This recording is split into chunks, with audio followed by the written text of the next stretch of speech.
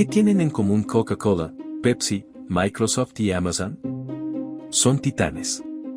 Gigantes que parecen invencibles. No solo dominan sus mercados, sino que han moldeado la forma en que vivimos y nos comunicamos. Sus logos son más reconocibles que muchas banderas y sus fortunas desafían la imaginación. Parecen infalibles.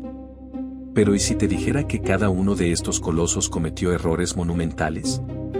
¿Errores de cientos e incluso miles de millones de dólares? ¿Que lanzaron productos que, a pesar de inversiones masivas, se estrellaron de forma tan espectacular que hoy son leyendas de la vergüenza corporativa? Hoy no solo vamos a nombrar estos fracasos. Vamos a diseccionarlos. Descubriremos el enigma detrás de la New Coke, la Crystal Pepsi, el Microsoft Zune y el Amazon Fire Phone. Desentrañaremos los errores de cálculo, la arrogancia y la desconexión con la realidad que llevaron a estos productos a la tumba. Quédate para descubrir los desastres que estas marcas preferirían que olvidáramos. Nuestra primera parada es 1985, en plena guerra de las colas. Durante décadas, Coca-Cola fue la reina indiscutible, un ícono cultural americano. Pero en los 80, su trono se tambaleaba. Su archirrival, Pepsi, había lanzado una ofensiva brillante, el desafío Pepsi. Con pruebas de sabor a ciegas, Pepsi demostraba que la gente prefería su sabor, ligeramente más dulce. La campaña fue un misil directo al corazón de Coke, y funcionó. La cuota de mercado de Coca-Cola caía y el pánico se instaló en Irlanda. Había que hacer algo. La solución parecía lógica, si el problema era el sabor, había que cambiarlo. Los científicos de Coca-Cola crearon una nueva fórmula, más suave y dulce, muy parecida a la de Pepsi. Hicieron más de 200.000 pruebas de sabor a ciegas y los resultados fueron abrumadores. La nueva fórmula ganaba a la Pepsi y a la Coca-Cola original. Los números no mentían. Tenían un ganador. El 23 de abril de 1985, la compañía hizo el anuncio más radical de su historia. Después de 99 años, la fórmula original sería descontinuada y reemplazada por la New Coke. Los ejecutivos creían que acababan de ganar la guerra. Lo que sucedió fue una catástrofe.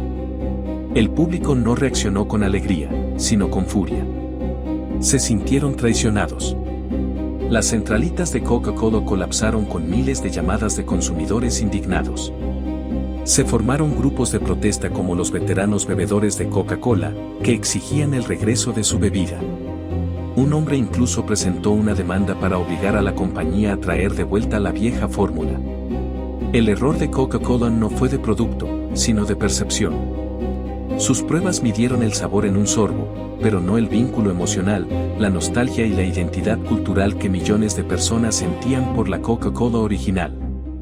No estaban comprando solo un refresco, estaban comprando recuerdos.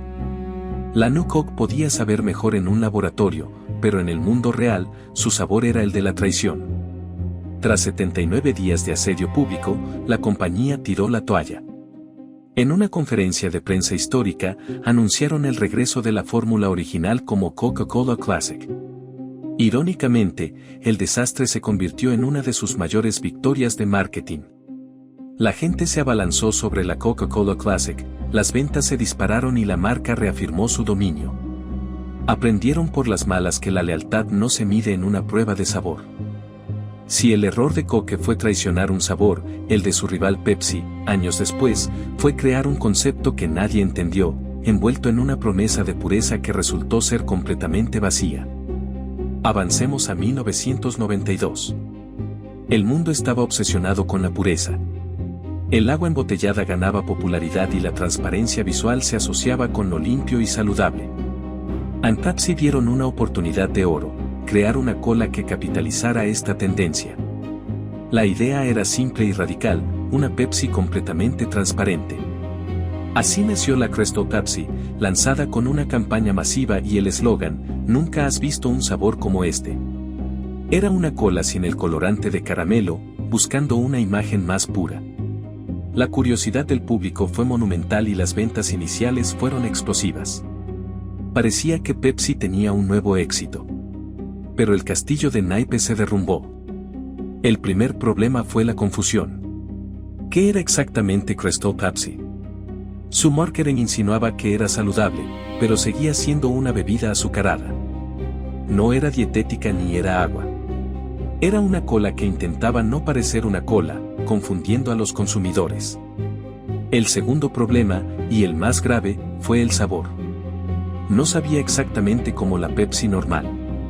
Quienes esperaban el sabor clásico se sentían decepcionados, y quienes buscaban algo nuevo no encontraban una razón para elegirla sobre Sprite o 7-Up. Era una novedad, y la novedad, por definición, dura poco. Pero el golpe de gracia vino de su eterno rival. Coca-Cola, viendo el empuje inicial de Crystal Pepsi, decidió jugar sucio. Lanzaron su propio refresco transparente, Tab Clear. Por fuera, parecía un competidor, pero en realidad, era un producto kamikaze. Tab Clear era una bebida dietética, y Coca-Cola la posicionó deliberadamente para asociar todas las colas transparentes con un sabor desagradable. La estrategia fue maquiavélica y funcionó a la perfección. La categoría de cola transparente que Pepsi había creado se enturbió por completo. Para 1993, las ventas de Crystal Pepsi se habían desplomado y el producto fue retirado. Se convirtió en un caso de estudio sobre cómo una idea llamativa, sin una identidad clara, está destinada a fracasar, especialmente cuando tu competidor está dispuesto a sabotear el mercado para hundirte. De las guerras de las colas, saltamos a la arena digital, donde los fracasos se miden en hardware que nadie quiso. Nuestra próxima parada nos lleva a Microsoft y su intento de destronar al rey absoluto de la música digital. Estamos en 2006. El mundo de la música portátil tenía un solo nombre, iPod. Apple no solo había creado un producto, había creado un fenómeno cultural. El iPod, con su icónica rueda y sus auriculares blancos, era un símbolo de estatus. Su tienda, iTunes, era la forma en que el mundo compraba música. El dominio de Apple era absoluto. En Microsoft, observaban con envidia. Habían dominado la era del PC, pero estaban perdiendo la revolución musical. Decidieron lanzar su propio retador, el Microsoft Zune. En papel, el Zune no era un mal producto. De hecho, era superior al iPod en algunos aspectos. Tenía una pantalla más grande y radio FM, algo que los usuarios de iPod pedían a gritos. Pero su arma secreta era una función para compartir canciones de forma inalámbrica llamada Skirt. Permitía a dos usuarios de Zune compartir una canción, que se podía escuchar 3 veces antes de expirar.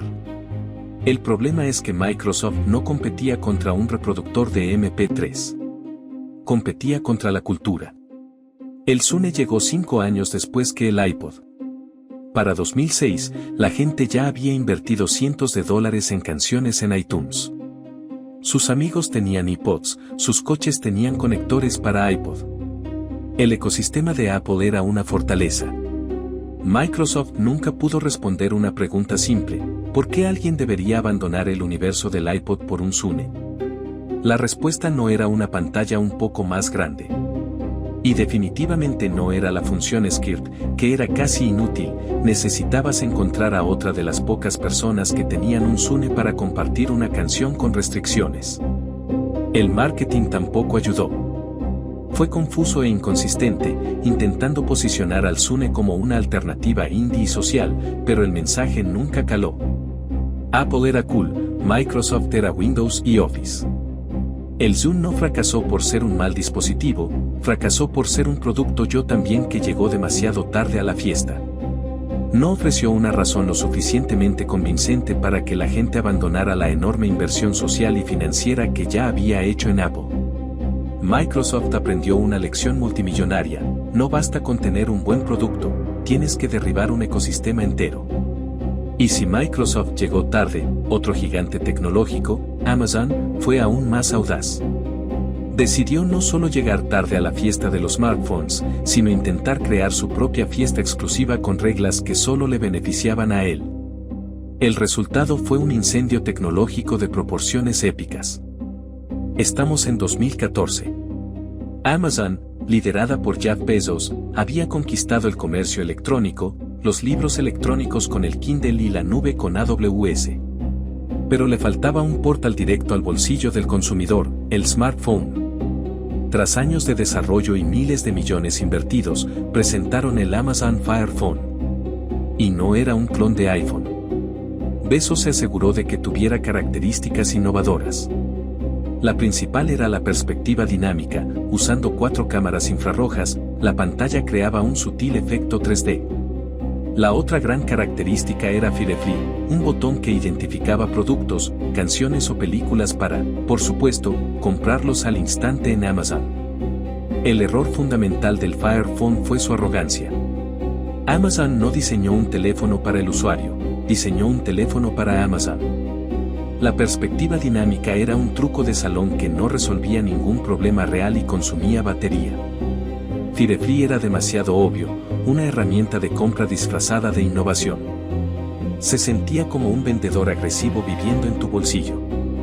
Además, el teléfono se lanzó a un precio premium, compitiendo con el iPhone y los Galaxy de gama alta, pero sin el ecosistema de aplicaciones que lo justificara. Faltaban apps clave como Google Maps y YouTube. Y para colmo, se lanzó exclusivamente con el operador AT&T en Estados Unidos, limitando su alcance. La recepción fue brutal. Los críticos lo destrozaron. Las ventas fueron catastróficas, se estima que vendieron solo unas 35,000 unidades en el primer mes. Los almacenes se llenaron de teléfonos sin vender. En pocos meses, Amazon redujo el precio de $200 con contrato a solo 99 centavos. Finalmente, la compañía registró una pérdida contable de $170 millones relacionada con el inventario no vendido. El Fire Phone fue descontinuado poco más de un año después. Sin embargo, el fracaso no fue en vano.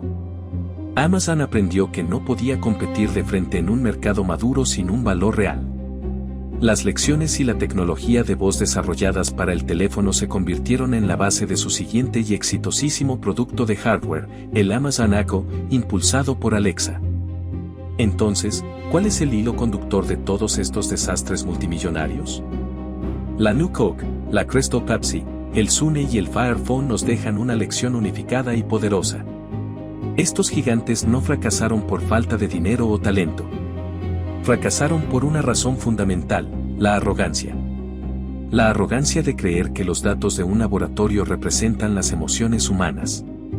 La arrogancia de pensar que una novedad visual puede reemplazar una propuesta de valor real. La arrogancia de llegar tarde y ofrecer muy poco. Y la arrogancia de construir un producto para sí mismos en lugar de para las personas a las que se supone que deben servir.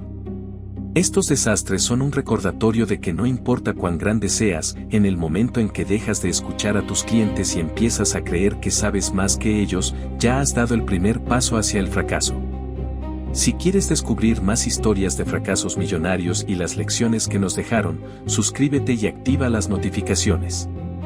Ahora te pregunto a ti, ¿qué otro producto fallido recuerdas que merezca ser desenterrado? Dímelo en los comentarios.